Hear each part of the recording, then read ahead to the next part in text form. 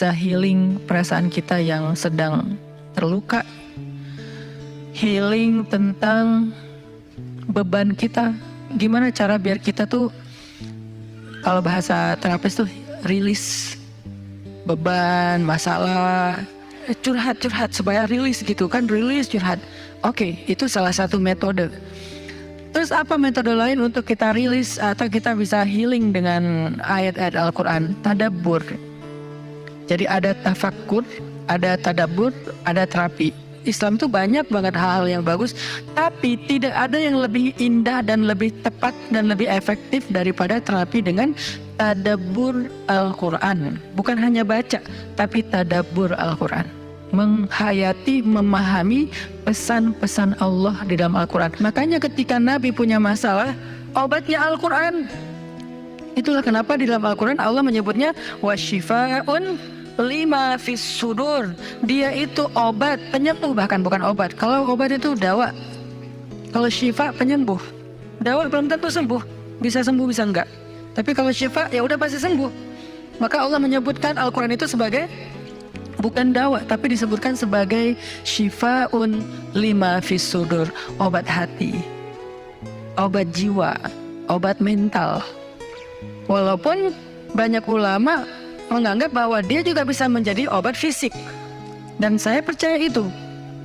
Tetapi yang lebih dahsyat lagi adalah dia memang obat mental. Pertanyaannya, bagaimana menjadikan Al-Quran sebagai syifa, healing? Ayat-ayatnya gimana cara kita mentadabburinya? Semua ayat sama, cuman yang membedakan satu dengan yang lain fadilahnya. Tapi semua sama-sama istimewa. Jadi nggak boleh ada satupun ayat yang kita anggap nggak penting. Alif Lam Mim, apa pentingnya ya? Nun, Qaf, Shad, satu huruf doang. Enggak, biasa aja. Sehingga kita ngerasa membaca ayat itu nggak terlalu istimewa. Sama, satu huruf pun itu istimewa di Al-Quran.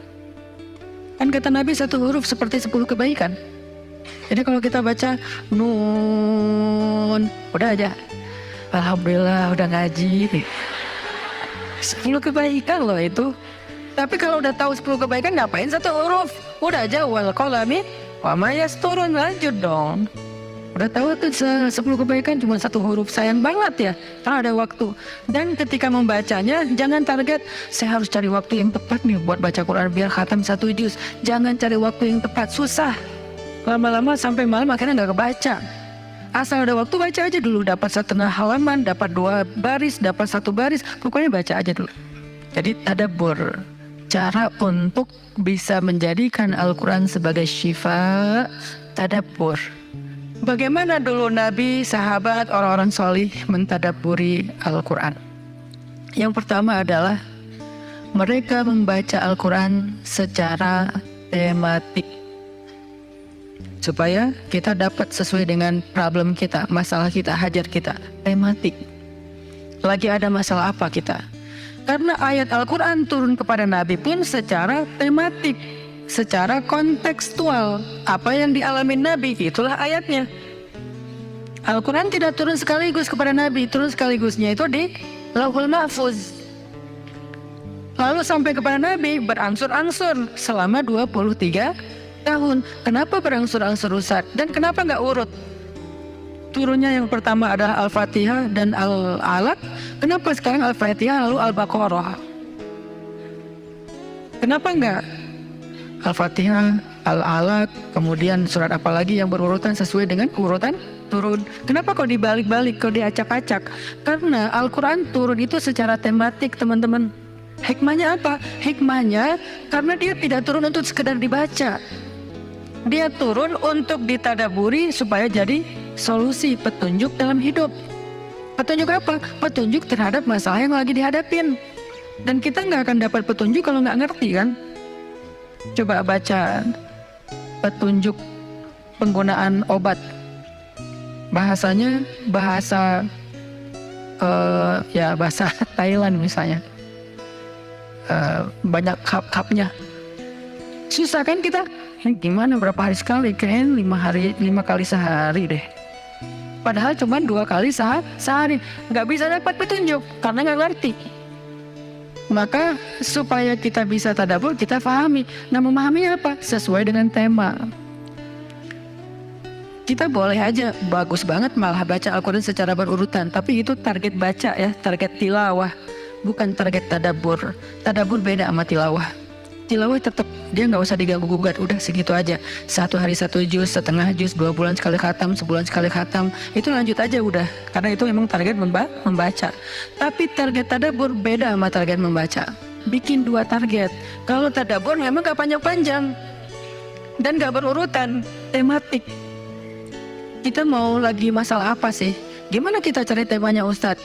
1, bisa nyari ke Simbah Google, ayat tentang, klik keluar. Buat kita yang mungkin kita sama nih dengan saya, masih sama-sama belajar, paling gampang tadi nanya aja ke Google, pakai aja indeks. Atau cara yang lebih, ini kalau mau, saya beberapa kali nyoba soalnya, kalau mau bukan ngetes ya, kalau mau agak sedikit lebih seru nih, agak lebih seru. Tapi kalau belum berhasil jangan salahin saya ya. Kalau agak lebih seru nih, saya suka gini, pegang Quran, lagi ada masalah nih, Bismillah, ayatnya pas, wah ini saya banget nih. Bisa kayak gitu juga metodenya. Jadi kayak minta dibimbing sama Allah aja gitu. Tapi kadang-kadang dapat ayatnya tuh nggak sesuai tema saya, Ustaz, kata kita.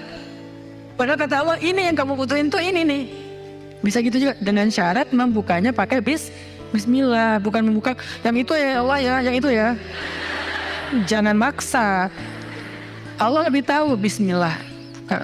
Ayatnya tentang makanan. Oh mungkin kita masalahnya emang masalah berat badan mungkin, atau masalah mubazir mungkin, sehingga merembet kemana-mana. Allahu alam. Tapi kalau mau lebih jelas ya udah cari pakai yang tadi, dapat ayatnya secara tematik.